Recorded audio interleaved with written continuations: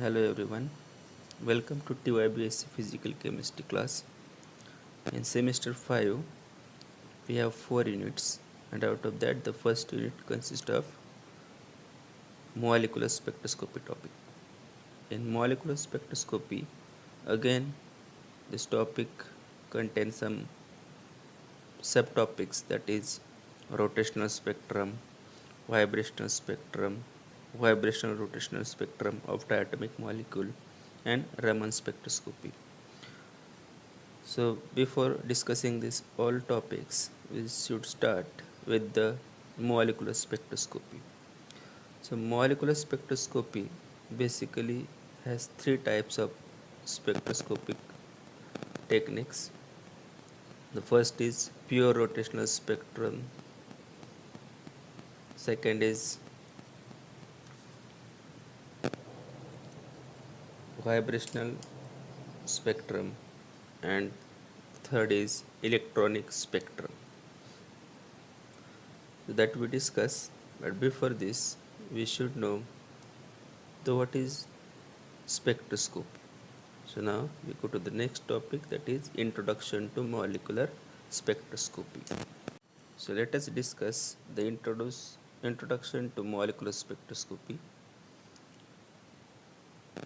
So molecular spectroscopy or any spectroscopic technique is the branch of science, and it deal with the interaction of light with matter, and that matter undergoes some changes.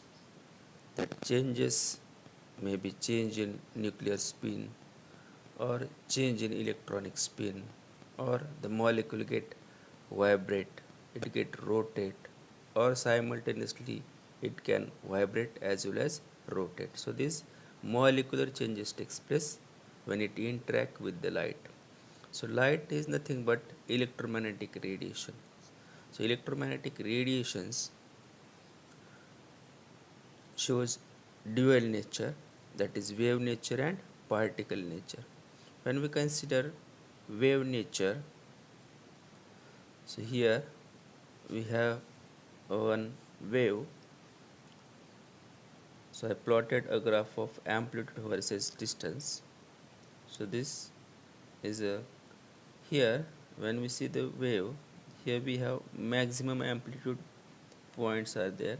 This is the point at which the amplitude is maximum, and the point here the amplitude is minimum.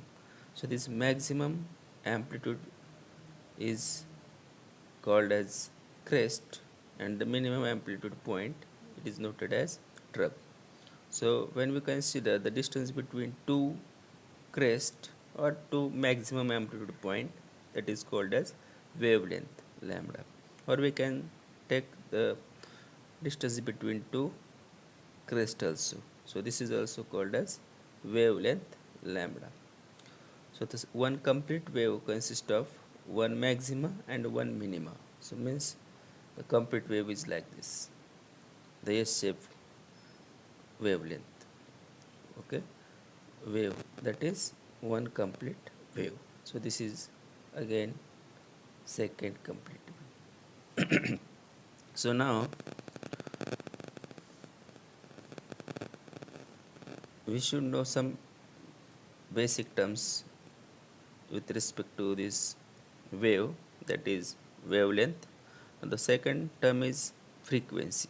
So frequency is indicated by mu, and what is the meaning of frequency? So frequency is nothing but at particular, suppose we have a point distance, this is one point, and we find out at per second how much complete waves are passing through this particular point distance. Means suppose here it is one wave, okay, like this, and here it is another wave like this, and we consider this point. So per second here less number of waves are passing, and here we have maximum number of waves passing. Means the product of means here we have high frequency, and here it is low frequency. Okay, so that depends upon number of waves passing through the particular point distance per second, that is nothing but frequency. Now another one important term is velocity of light. So velocity of light is nothing but the product of wavelength and frequency, lambda into mu, and it is indicated by letter C, and its magnitude is 3 into 10 raised to 10 centimeter per second. As we already discussed, that spectroscopy is the study of interaction of electromagnetic radiation with matter, and there are two ways of interaction of electromagnetic waves with matter, that is absorption and emission.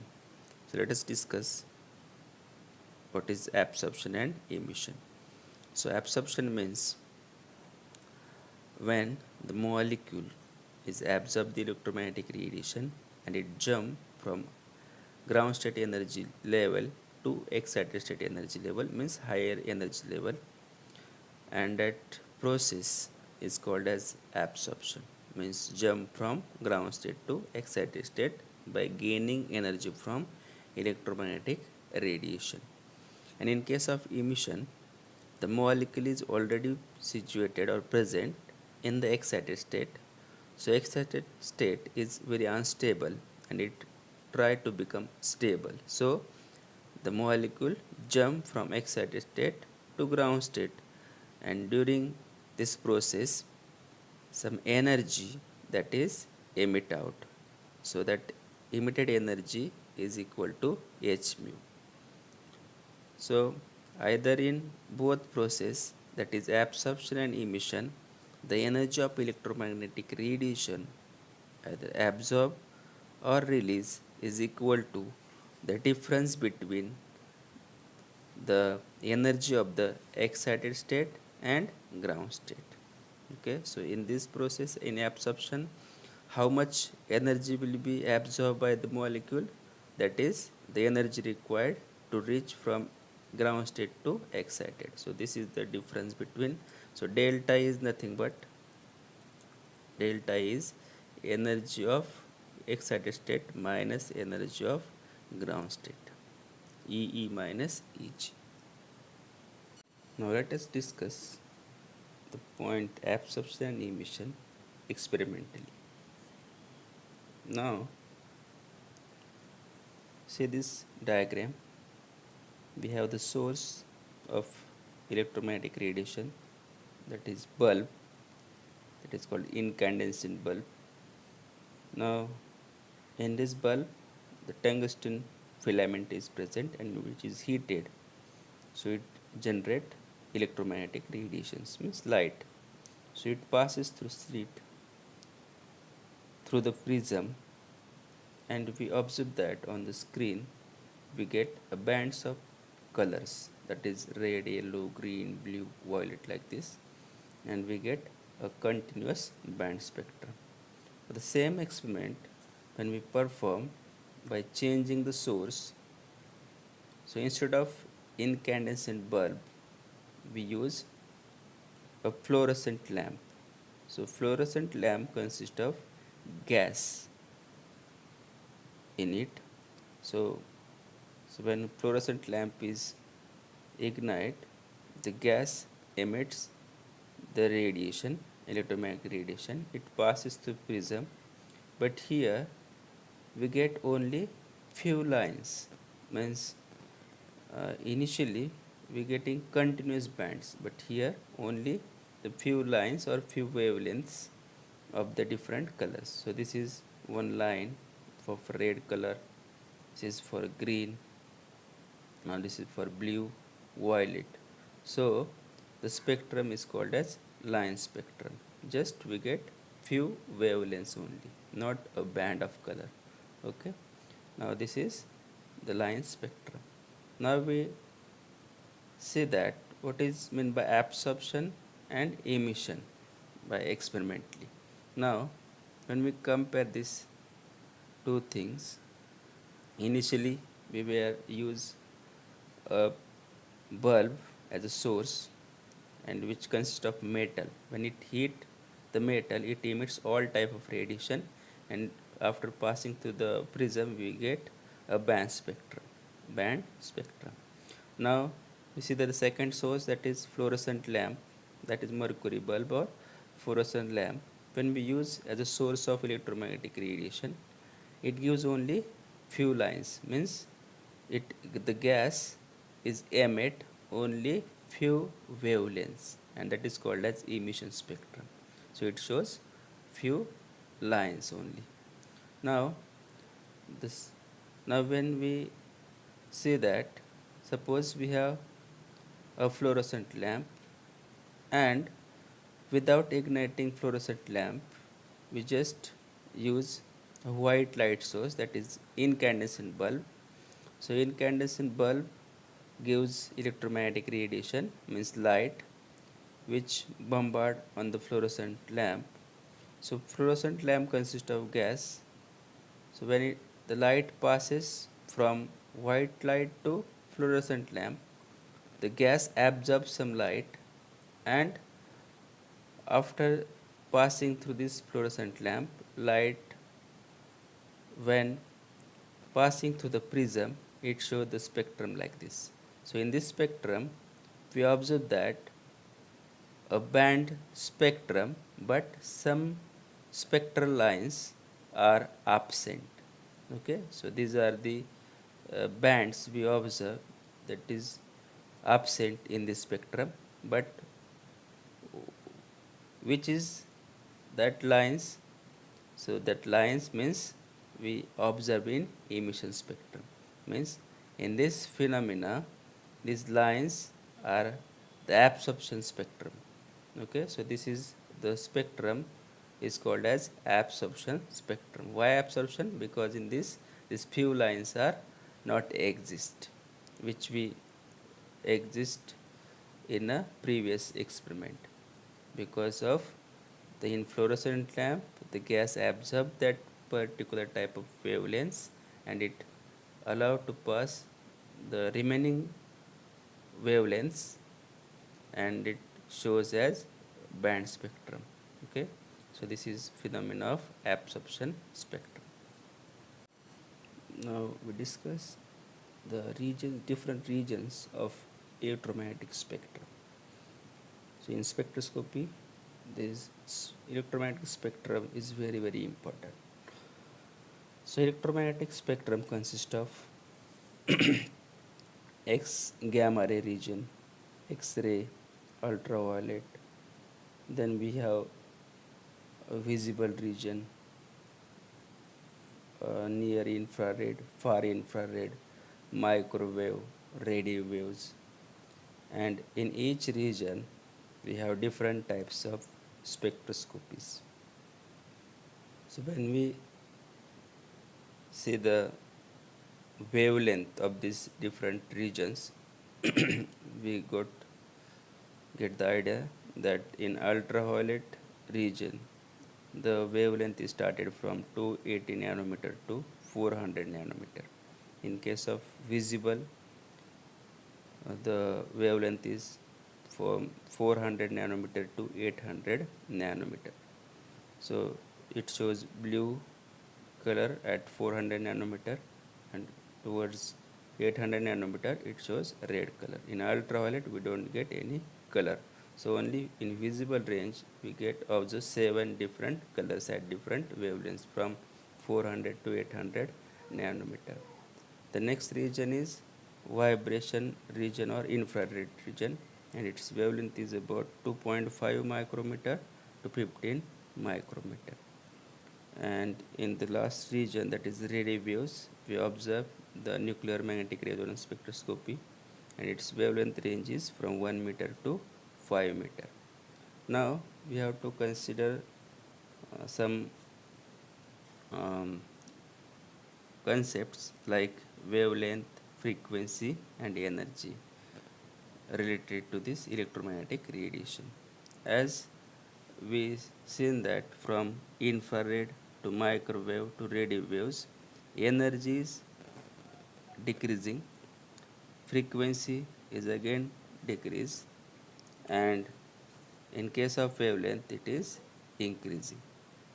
Similarly, towards left, when we go through towards visible, ultraviolet, X-ray and gamma ray, energy is higher and higher, frequency is also high, and wavelength is short.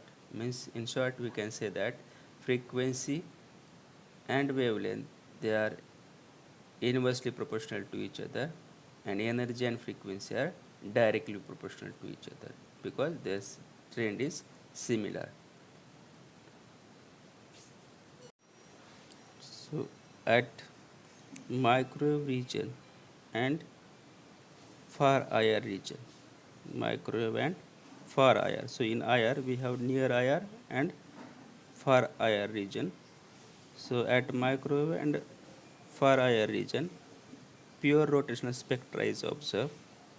At near IR region, vibrational and rotational spectra is observed, and at ultraviolet and visible region, in this region of spectrum, electronic band spectra is observed.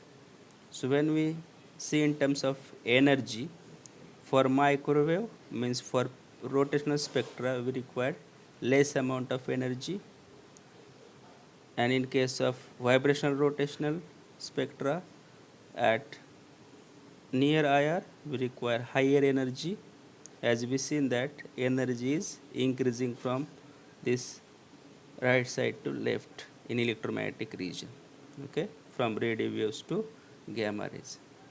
Now, and the last one is ultraviolet visible ray, means in case of electronic band spectra the energy is higher. So what happen in microwave? The microwave spectrum, the molecule get interact with electromagnetic radiation, and molecule undergoes rotation. Suppose this is the molecule, okay, suppose this is hydrogen, this is chlorine, this end is chlorine, so the molecule rotate like this, and due to rotation the spectrum is observed, and that is called as microwave spectrum. And in case of near infrared region, the vibrational rotation means the molecule get rotate and as well as vibrate like this. So the spectrum is observed, that is called as vibrational rotation spectra. And in electronic band spectrum, the electronic transitions are takes place, means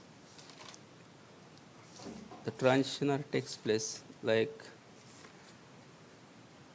suppose we have here the nucleus, the second energy level, first energy level, second energy level. So electronic transition means electron is vibrate as well as rotate, and it's transist from this n equal to 1 energy level to n equal to 2. So means lower energy state to higher energy state. So this excitation takes place, and that is called as electronic band spectra. So absorption of electromagnetic radiation by molecule cause electronic, vibrational or rotational energy changes depending upon the region of electromagnetic spectrum from where radiation are absorbed. Okay, so now we discuss one chart that include region of the spectrum in which the molecule absorb the radiation, and what changes in the energies takes place, and what type of spectroscopic technique we can choose for that energy change. The first one is radio waves. So in radio waves, the frequency range of radio waves is 3 to 10 raised to 6 to 3 into 10 raised to 10 hertz. Now what happens in radio waves? The molecule undergoes either nuclear spin change or electron spin get change. So whenever nuclear spin is changed, means nucleus get spin, that we the study is deal with NMR spectroscopy, and when electronic spin changes, we have to study the ESR spectroscopy technique. ESR is nothing but electron spin resonance spectroscopy, and here it is nuclear magnetic resonance spectroscopy. Now the second region of the spectrum is microwave region. So microwave region has the range of frequencies 3 into 10 raised to 10 to 3 into 10 raised to 12 hertz. So in microwave, the pure rotations are takes place, means energy change during rotation of the molecule, and technique or spectroscopic method is used as microspectroscopy or rotational spectroscopy. Now the next region is infrared region. So in infrared region, the frequency range is 3 into 10 raised to 12 to 3 into 10 raised to 14 hertz. So here the molecule undergoes vibrational changes, and the spectroscopy or also rotational changes, and the spectroscopy technique is known as IR spectroscopy. Now the next region is ultraviolet visible region. Its frequency range is 3 into 10 raised to 14 hertz to 3 into 10 raised to 16 hertz. And here the rotation and vibration and electronic transitions are takes place. So the technique or spectroscopic method is electronic spectra. Now the next region is X-ray region. So in X-ray region, the frequency range is 3 into 10 raised to 16 to 3 into 10 raised to 18 hertz, and in this energy change during bond breaking, and the spectroscopic technique is known as X-ray spectroscopy. And the last